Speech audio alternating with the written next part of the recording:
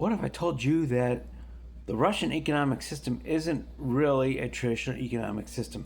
Now, in the last couple of days of episodes, you've probably have already figured this out.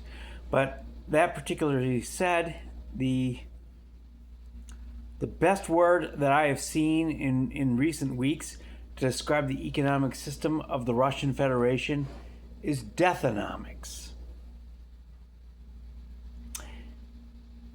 Deathonomics is not a very good business, as the word probably triggered in your head. And how do we reach this word and how do we reach this moment? Well, here's the thing. The economy of the Russian Federation is on what is basically called a war footing. A war footing can be a very powerful type of economy. Just look at the United States in World War towards the back years of World War II, after Germany declared war on the United States in 1941, basically Adolf Hitler's dumbest move ever. What this triggered, of course, was the United States going on a war footing economically. Companies like Ford, which had been building cars, were suddenly building planes. And were suddenly building bombers and fighter jets and things like of that nature. So this is a case of a capitalist economy turning its resources towards war industries. And much like in Russia today, the federal government funded much of it. This, of course, helped the United States with its ingenuity and economic might turn around and basically kick Hitler's ass. With supplies to, under the what was called the Lend-Lease program, to Great Britain and even the Soviet Union. Yep, we survived. We supplied weapons, food, and things like that to the Soviet Union during this time, because we saw Germany as the far greater enemy than the Soviet Union, which I don't think anybody would question that was definitely true. Now, with that said,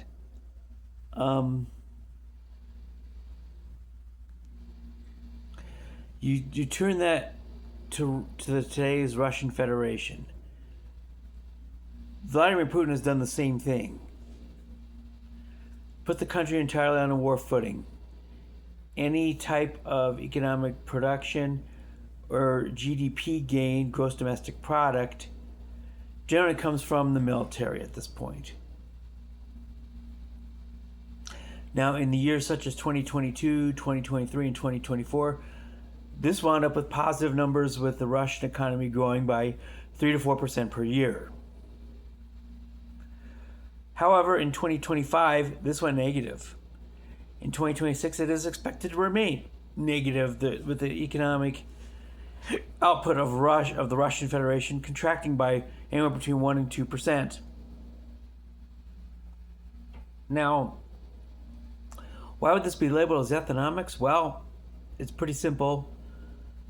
The Russian war in Ukraine is a meat grinder. 1.2 million casualties to date in the conflict. And casualties includes all deaths and any injury that takes somebody out of the fight.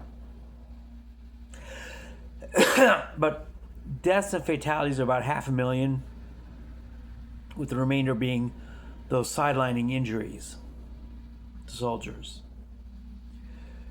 The reason why it's a deathonomics is because, as I mentioned in previous videos, the Russian Federation and Vladimir Putin are throwing out insane amounts of money by Russian standards to recruit, to pay, and ultimately death benefits for those that do lose their lives in the Ukraine. The thing of it is, with death being rewarded monetarily on this level, the thing to remember about the economic figures is that death benefits that are paid out to relatives of fallen soldiers count as economic development or economic output in GDP figures. Thus, the deathonomics title. Russia's basically on an economy of death at this point. It's dependent on that for any economic gains that it has, and it basically drives the economy because also a lot of the much of the industrial output in the Russian Federation is to support the war machine. So any economic development, even in the private sector, is connected to the war at this point. Then the death benefits, which are life-changing money to your typical Russian soldier who comes from a territory such as Chechnya, territories such as the Sakha Republic, Chukotka, or Primorsky Krai, which is Vladivostok, the Russian Far East. These are ethnic minorities. These are not even Russians. The Chechens, of course, are their own ethnic group. These are the people whose lives are being sacrificed to support this war, and who are being paid handsomely to do it. Hence the deathonomics title. So it's a death economy. It's not a traditional economy that relies on producing goods for capitalist gain with profit motives such as in the United States. This is an economy fueled by sending young men and soldiers to their deaths. And the financial rewards are driven.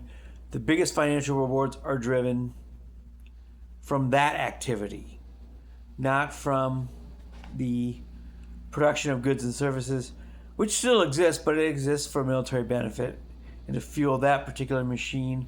Again, about 40% of the Russian budget is spent on the military, and about 12% of gross domestic product is from the military complex in the Russian Federation. For reference on that one, 12% is super high. The NATO standard, or the standard that Donald Trump wants the NATO allies to meet, is 2%. And most NATO countries struggle to reach that.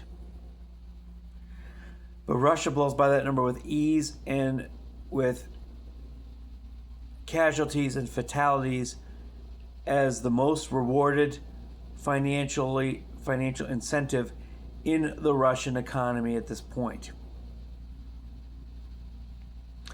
A Russian soldier for enlisting in the military gets somewhere around $50,000 in a signing bonus, which they're not paid until their service contract is up or until they're killed in battle. Now, the ruble exchanges with the US dollar at 120 to 1. So 120 times 5, $50,000. I'm not a mathematician, but it's a lot of rubles. It's billions of rubles for each individual. Life-changing money. Now, with that particular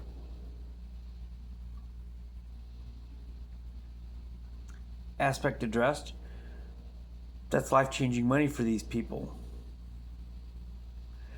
And they are at present, this is the motivating factor. Death is the motivating economic activity in the Russian Federation at this point, and thus that is their version of war footing. It's not the production of goods to support a military activity. It's the paying out of recruitment bonuses. In World War II, and even today, the American military is entirely a volunteer force. And the only economic incentive with the American military, there are no enlistment bonuses, there are no financial bonuses paid to signing up for the military. There is the GI Bill, which provides for educational benefits for veterans. This, however, is different because this is the type of military benefit that fuels the civilian economy in the end, and it has benefited the U.S. for decades now. And so that has also helped to drive the American economic superiority in the world. The GI Bill. I could do an entirely new episode on that alone, but I simply don't know enough at this point about it. But Russia doesn't have that type of benefit at all. In fact, it has the opposite. It incentivizes fatality in combat. There is no educational benefit. The educated people in the Russian Federation are fleeing the country in the millions.